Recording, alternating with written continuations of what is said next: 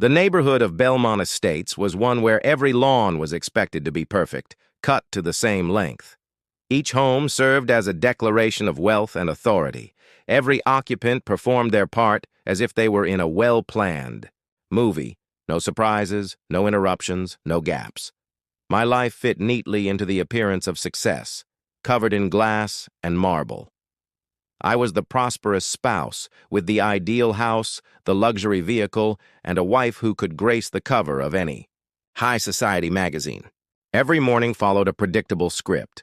Wake up at 6, enter the kitchen, and then head to the gym, just as my wife Lillian instructed. Breakfast was a carefully crafted ritual, one we never strayed from. That morning, the pace never broke. It didn't appear to be any different. I sat at the kitchen island with a hot black coffee in hand, its rich aroma mingling with subtle vanilla flavors. The counters gleamed under the soft kitchen lights, reflecting the candles she always lit in the morning. Every item was in its proper place. The entire area felt more like a showroom than a home, something to be admired but never truly lived in. Lillian moved with grace and ease, her beautiful chocolate-brown hair catching the golden morning light. She presented me with a platter of freshly cut fruit and Greek yogurt, every movement precise, deliberate, as if she had rehearsed it 1,000 times. "I'll be working late tonight," she said nonchalantly, pouring herself a cup of green tea. I looked up and adjusted my tie. Though her tone was casual, there was something calculated about it. Almost rehearsed. "Dinner with a client?" I asked, maintaining a neutral voice, her lips curled into a gentle smile, the kind people practice in the mirror to appear flawless, well-groomed, and empty. I nodded, sipping my coffee, watching her over the rim of my cup. For years, I had convinced myself that the life we built was real, that this was what happiness looked like. But lately, that certainty had started to waver. At first, it was just a feeling, a whisper in the back of my mind. Her phone was always by her side. She always seemed a bit too calm, too cautious. Our conversations had become rehearsed lines, read aloud like actors in a play. I told myself I was overanalyzing it. But as I sat there, looking at the woman I had built my life with, I couldn't shake the feeling that something was wrong. No major fights. No accusations, no obvious red flags. Just little things.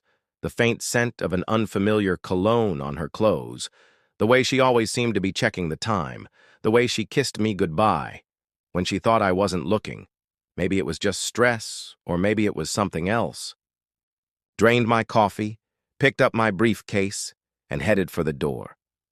Lillian stood at the entryway, her silk robe draped elegantly over her shoulders. "Don't work too hard," she said, pressing a soft kiss to my cheek. "I'll try," I whispered. As I pulled out of the driveway, the crisp morning air filled my lungs. The streets of Belmont Estates stretched before me, each home a perfect replica of the last. On the surface, success looked like a dream. But dreams have a way of changing. When you least expect it, they become nightmares. Lillian Carter's cool, collected demeanor evaporated, revealing the true person beneath the mask. "You're destroying everything," she hissed. "No, Lillian," I answered, my voice icy. By midday, the fallout had begun. Carter Enterprises had lost millions, and Lillian's name was trending for hours. Investors were pulling out faster than they could recover, and the internet had labeled her a gold digger, a cheater, and a fraud. After the scandal broke, her law firm issued a notice of suspension, pending further investigation.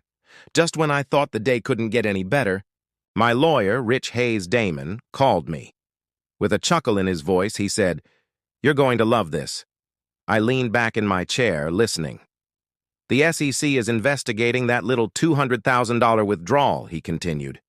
"And if they find anything illegal, and based on the shady offshore accounts your in-laws have been using, they most certainly will, Joseph Carter is facing some serious consequences." I grinned broadly. And Lillian? Just got served, Richard added. I hummed in satisfaction.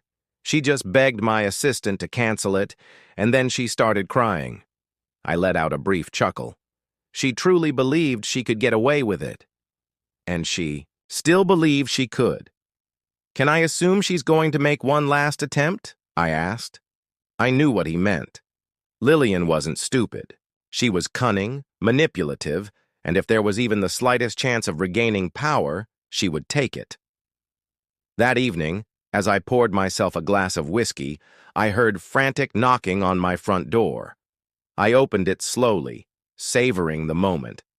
I already knew who it was. Lillian Carter stood there, no longer the polished, self-assured woman I once knew. Her makeup was smeared, her hair unkempt, and her expensive coat crumpled from what I could only assume had been a very bad day. She stepped closer, her eyes desperate. "Very bad day, Damon," she murmured. I took a slow sip of my drink, leaning against the doorframe. "Please, Damon, let's talk." She nodded rapidly, her movements frantic. "Everything is falling apart. My father, he's losing everything, and my job—" I cocked my head, watching her. "You didn't plan for this to happen, did you?" She gulped, her face crumpling. I finished for her, my tone brimming with amusement. "You didn't plan on getting caught." Her eyes widened. "Damon, please!" I swirled the amber liquid in my glass. "Oh, Lillian." I stepped back into the house. "Please, we can fix this. You can fix this." I stared at her for a long moment. Then, without another word, I shut the door in her face. For the first time in our marriage, I was the one in control. I stood there, my hand still on the doorknob, listening to her muffled breathing. But she didn't knock again. She didn't scream or plead like I expected her to. Instead, she turned, and the only sound was the soft click of her heels as she walked away. I took a deep breath and moved away. From the door, feeling an unexpected sense of relief. The illusion of our marriage, the belief that Lillian was my future, it was all gone. That night I realized something. I never really knew her, not the way a husband should know his wife. And now, I never would. I took another sip of whiskey, but it burned in my throat. I put the glass down, turned away from the door, and left the past exactly where it belonged, outside. The battle wasn't over. The next morning, my phone buzzed. Joseph Carter. I ignored it. Then Margaret, ignored. Daniel, ignored. Smirked, watching their increasingly frantic attempts to reach me. Last night was only the beginning. Carter Enterprises was crumbling under the weight of its own corruption. Stocks plummeted.